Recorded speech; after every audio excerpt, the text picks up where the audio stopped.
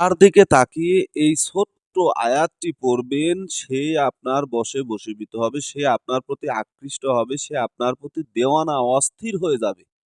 আপনার সঙ্গে একটা কথা বলার জন্য পাগল হয়ে যাবে। ছোট্ট এই আয়াতটি যার দিকে তাকিয়ে পড়বেন সূরা তহার এই আয়াত।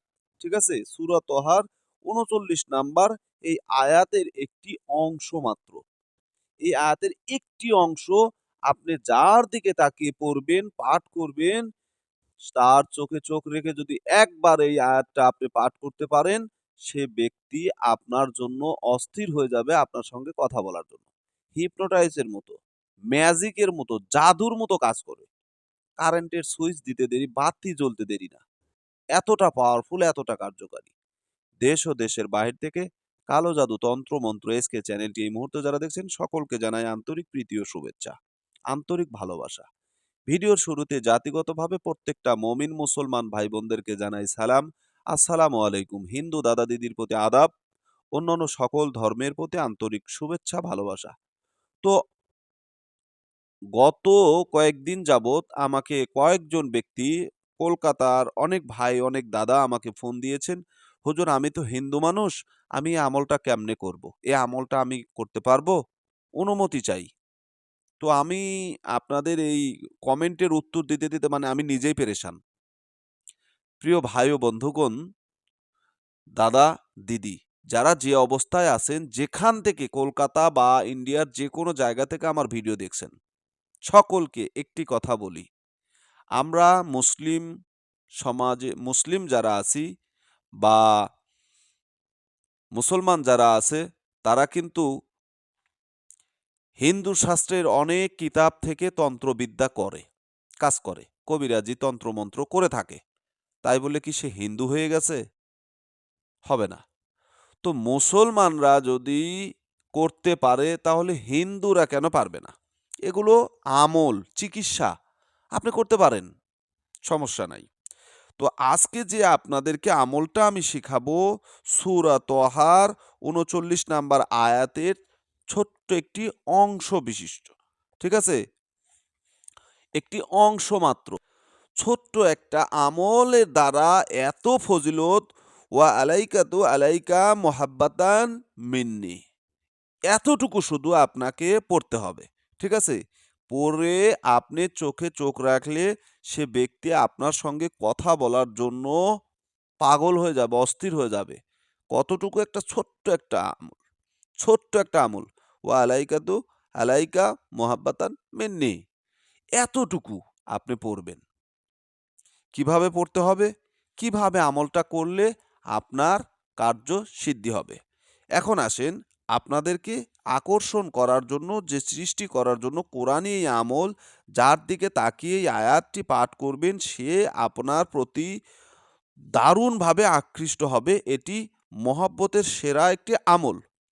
স্বামী স্ত্রী আপনার প্রতি নারাজ, স্ত্রী আপনার কথা শোনে না, আপনাকে ভালোবাসে না, আপনাকে ভালো দেখে না, তো আপনি আমল কিন্তু স্ত্রীর উপরে করতে পারবেন, স্বামীর উপরে করতে পারবেন, ভাই ভাইয়ের উপরে করতে পারবেন, বাবার উপরে করতে পারবেন, মায়ের উপরে করতে পারবেন, বোনের উপরে করতে পারবেন, পাড়া প্রতিবেশীর উপরে করতে পারবেন, আপনার অফিসের বসের উপরে করতে পারবেন, ঊর্ধ্বতম কর্মকর্তার উপরে করতে পারবেন, কোনো দরবার সালিসের দরবারি যে মানুষগুলো আছে হয়তো আপনার বিপক্ষে চলে যাচ্ছে, হারাম পথে চলে যাচ্ছে, তারা আপনাকে ন্যায় রায় না দিয়ে অন্যায় রায় দিচ্ছে, তাদের উপরেও এটা করতে পারবেন, তাদের উপরেও এটা করতে পারবেন।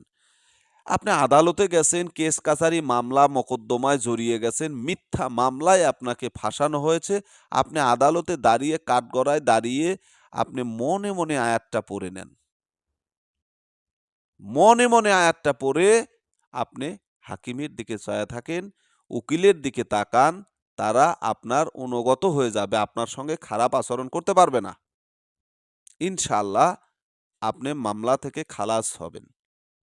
যদি সত্যই আপনি মিথ্যা অপবাদী হয়ে থাকেন, আল্লাহ তাআলার পবিত্র কালামুল্লাহ শরীফের এই